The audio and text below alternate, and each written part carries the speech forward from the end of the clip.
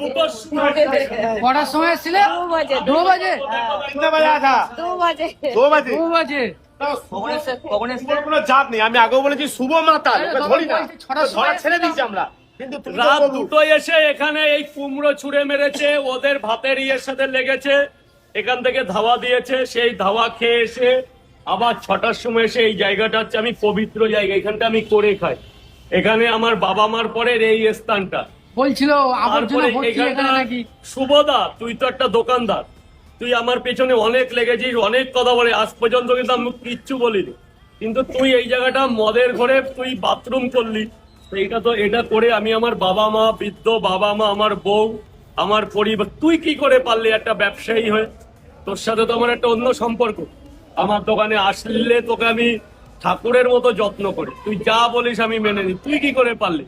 আর এই প্রভু, এরা কি, তুমি কোন এই, ধরনের উনি কি প্রভু? মদ খায় না? যদি আমার মনে হয় উনি মদ খায়। কে? ও মদ খায়। অনেক মদ না, আরো বড় নেশা আছে, যেটা অন ক্যামেরায় বলছি। আমার পাড়া থেকে সমিতদা গেছিল, গেলে উনি তাকে উল্টো পাল্টা বলেছে, মানে উনি লোভনীয় দেয়, একটা প্রভু মানুষ হয়ে বলে মায়াপুর আসলে এই জোগাড় করে দেবো, ও জোগাড় করে দেবো, হোটেলে দেবো, আমি আর মুখে বলতে পারছি না।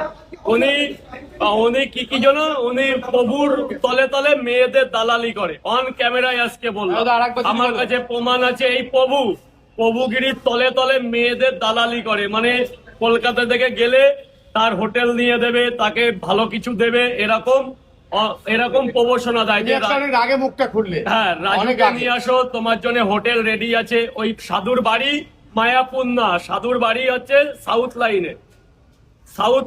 আচ্ছা, যাই হোক। তো দেখো গাজুদা, আজকে তো মুখ খুলতে